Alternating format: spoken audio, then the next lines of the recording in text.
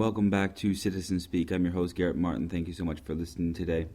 I'd like to open and close today's podcast with a bit of a poem by Maya Angelou. The poem is titled, I Rise. You may shoot me with your words.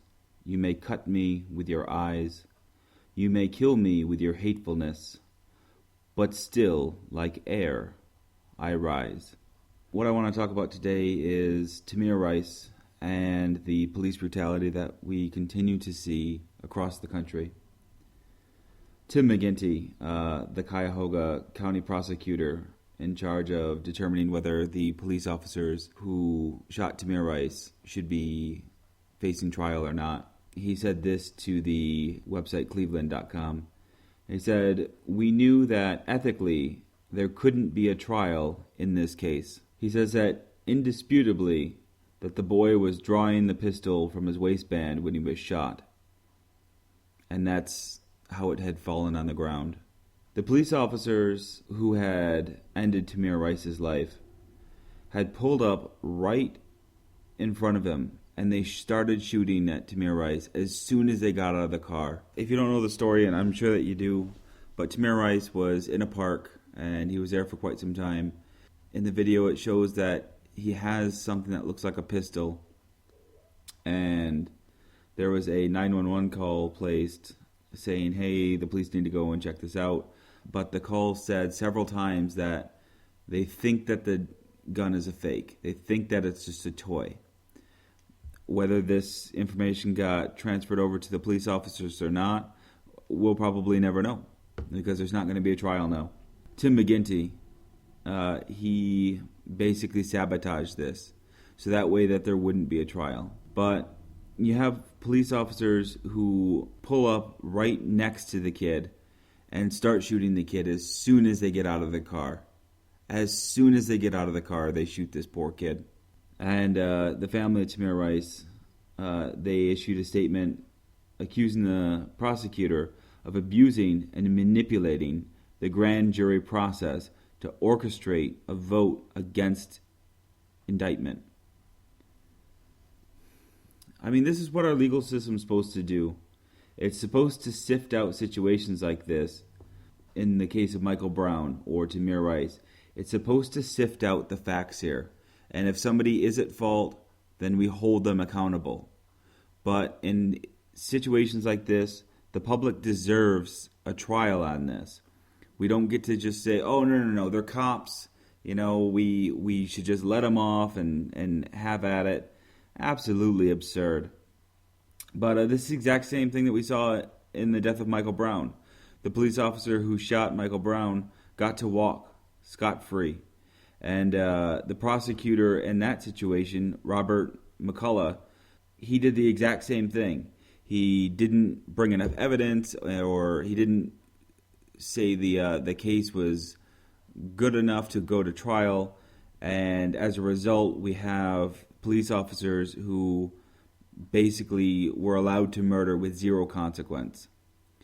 You know, this is why we have people who are afraid of the police, who think that the police are above the law, and instead they don't look at the police as they're upholding the law. They look at the police as, oh, they're criminals just like the people who they think that I am, and they're going to do everything that they can to get away with murder or whatever they want to do, whether it's taking your assets or shooting your children in the streets. They're going to get away with it. Now, if you think the police are or not guilty, that doesn't matter. We still need a trial. Our justice system is supposed to sift out the facts of the issues like this. And even if found guilty, if found not guilty, the public would at least have felt like the system was looking out for them. That the system is holding people who are shooting innocents or unarmed civilians, it would hold them accountable. But that's not what we have. Instead, we have police officers who can shoot down young people, and they're not facing any form of review or trial for their actions. They get to just walk away with this crimes that they're committing. And then we go to Chicago, where we just had two people, 19-year-old Quintonio Legrier and 55-year-old Betty Jones. They were just killed by police officers over the weekend. And we have another instance where these police probably aren't going to face any charges. The only reason why the police are going to face charges for Laquan McDonald is because of the dashcam video finally being released a year after. After so many attempts to try and get that video, police were finally obligated to give that video up. And that's the only reason why that police officer who went and shot Laquan McDonald is facing any charges. Is because that video was finally given to a reporter. But we had the two who were shot that I had just named. The police were called for a domestic dispute, and the police report that Quintonio was coming at them down the stairs with a baseball bat. And so they had to shoot him. They had to just end his life right then and there. And Betty Jones, the poor neighbor who had just opened her door, and they say a bullet had struck her. Absolutely insane. And this is only adding more fuel to the fire for the protesters in Chicago who have been shutting down the Magnificent Mile after that dashcam video of the killing of Laquan McDonald. And I really commend the protesters in Chicago. And I hope that even after the two that I had just mentioned had been killed by police officers, that they still continue down the path of peaceful protests like they have been. They've shut down Miracle Mile on Black Friday. They shut it down shortly before Christmas on Super Saturday. And they shut it down again, I think, on that Monday. Not once are they going out and trying to hurt the police or throw rocks at the police. When they're confronted by the police, they simply put their hands up and they go wherever the police tell them to go to, and they continue their protest. Now, any of these cities that are protesting, I'd much rather them follow the example of Chicago than the example of Ferguson as far as protesters go. Now, there's a big difference because you have the police corruption in both Ferguson and Chicago. With Chicago, they're a little bit more under the microscope because they're a little bit bigger than Ferguson is. And you have Rahm Emanuel, who the protesters are calling for him to step down as well, because with Laquan McDonald, this was held for a year. And Rahm Emanuel said that he didn't even see it. He's the mayor of Chicago. Said that he didn't even watch the video before it had come out. And I'm sorry, but nobody believes that. Nobody believes that Emanuel didn't watch this video. It's just he watched it and hoped that it went away. And he only calls for action once the video is actually released. Come on, man. Nobody buys that baloney. I mean, we have this systematic abuse by the police over and over and over. And we have the public continue to say, well, what are you doing about it? And there's tiny little changes like Rahm Emanuel, he forced the resignation of the police chief in Chicago. That's great. You know, there's a lot of corruption in the police department of Chicago, and the chief of police there was forced to step down. That's a great start. But the other thing that Rahm Emanuel is coming out and saying today is that police officers in Chicago, by June of 2016, will all be trained and carry tasers, so that way they have a non-lethal approach to handling situations like the Tamir Rice, or like Michael Brown, or like Laquan McDonald, or like Quintonio Legrier. So they have non-lethal approaches to these situations. But also, their training for the police officers is also going to change, where they're going to be trained to avoid the use of lethal force. It's 2016 now. Why has it taken this long for us to train our police force to go and use non-lethal force? Why wasn't that our foundation? And then we escalate from there. Why is it that we have to go, oh, no, you pull your gun out, you have to shoot to kill, you have to end the life of these people. It doesn't matter, as long as your gun comes out, they're going to be dead. I mean, we have pepper spray, and we have tasers, and we have all these ways to apprehend somebody without killing them. And yet our police aren't doing this. I was in the infantry. In the Army, I was in the infantry. And I know that there's situations where you think that you are going to have to shoot somebody. But there's also ways that we can do this where we don't have to end the life of people. So what I say to people who think that, oh, no, the cops, they're justified all the time in shooting these people. I've kicked down doors when I was over in Iraq. And there's people who we thought might have been against us, but we didn't shoot every single person that we were just a little bit worried about. No, because that would make us all into monsters. And that's exactly how the public views police officers nowadays. They view them as, oh, well, they're going to shoot me the second that they get a chance, the second that they can justify something.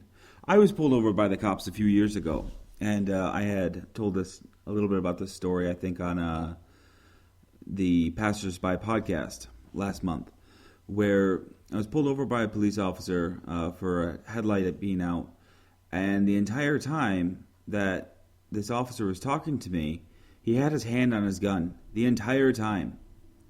I had my hands on the steering wheel, and the car was completely off, except for the headlights and taillights. I left my lights on. There's no reason that he needed to have his hand on the gun. I mean, I understand that it's a little bit dark, but we were in a very well-lit area. Very well-lit area. I even had my dome light on. And still, the officer has his hand on his gun.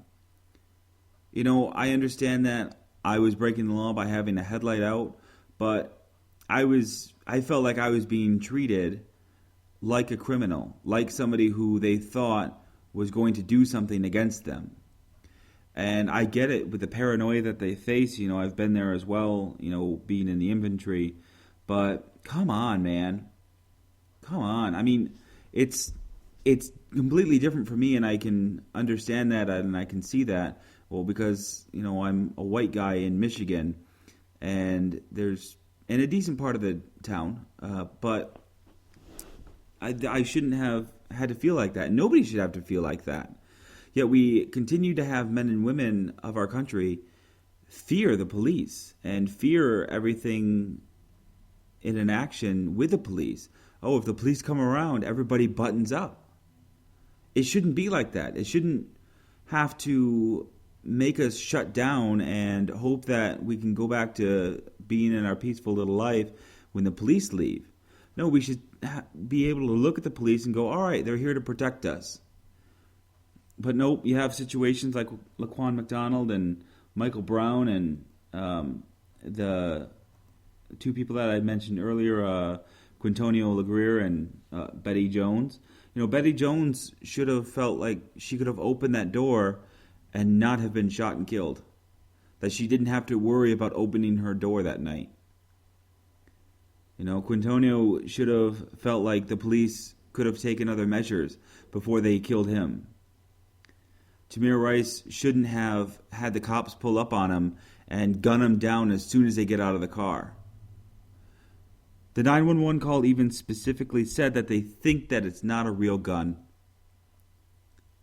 But oh no. You have the standoff with police out in New Mexico, and they're pointing the gun straight at the people, and nobody's shot during that. They're pointing guns straight at the feds. They're pointing guns straight at the feds at the Bundy Ranch when that standoff happened. All because a couple of gun nuts and constitutionalists or people who are very anti-government came out to defend Bundy because Bundy didn't want to pay his taxes. And so they're pointing guns straight at the feds. And not a single bullet was fired back at those people. Not anybody was arrested during there. But if you have those people, if they were all black, defending a black person for not paying their taxes, we probably would have had a different outcome here. You have the freedom fighters, or whatever the heck that they call themselves. They went down to Ferguson, and they were carrying their assault weapons and going up to the police and saying, hey, can we help you defend this city? I mean, you have people who are actively itching to shoot other people go out there and say, oh, hey, well, I'm a good white guy. Can I help you shoot these black protesters? Can I help you defend this city? That's not their job. That's not the job of the police is to shoot people. And we have people who think that it is. We have people who are pointing guns at police or openly carrying assault weapons around police, and not a single shot is fired at them. You have the guy over in Ohio, I think it is even in Cleveland, who is carrying his gun through the black neighborhoods, and the police aren't even approaching him. And the one time that they did, he goes, "Oh, no, I'm within my rights to do this." And he's going around and he's picking fights with people in barber shops and just down the street. And the people, of course, they know that they don't want to get shot, so they steer clear of this guy. They're having to walk on the other side of the street. They're having to keep their kids indoors while maniacs roam their neighborhoods with guns, just hoping to say, "Oh, well, I was justified because they came at me." Why aren't the police going over and shooting people like that? Why do we have people who are allowed to carry guns out there and the police don't say anything to them, or just go and say, "Hey, how are you today?" and they go about their business? But yet when a 911 call is placed about maybe a boy in a park who possibly has a fake gun, the police run right up to him in their car. They could have opened their door and hit the kid with the car door. That's how close that they were. But they open their car door and they instantly start shooting them. Or you have Laquan McDonald who's walking down the middle of the road, who's running a little bit, and then the police pull up and he starts going off to the side of the road. He turns to them as they're starting to shoot him. I mean, he wasn't even close to the cops where he could have did something to them. And he had a knife. But we go ahead and we shoot down some people, but we allow others who we don't even know if they legally have the right to carry that gun. Don't even talk to them. Don't even talk to them. They're white, law-abiding citizens. We think, just go about your day. It's completely fine. Come on. I want to go ahead and end this with the end of Maya Angelou's poem, I Rise. Her poem goes like this. Out of the hurts of history's shame, I rise. Up from a past that's rooted in pain, I rise. I'm a black ocean, leaping and wide, welling and swelling I bear in the tide, leaving behind nights of terror and fear, I rise. Into a daybreak that's wondrously clear, I rise. Bringing the gifts that my ancestors gave, I am the dream and the hope of the slave. I rise, I rise, I rise. You can find me on Twitter at SitSpeak, that's CITZ Speak. I'm on SoundCloud and Spreaker. I'm also on YouTube as well. Make sure you find me. Thank you so much for listening today. Let me know what you think in the comments on Twitter, and I'll respond back to you the best I can.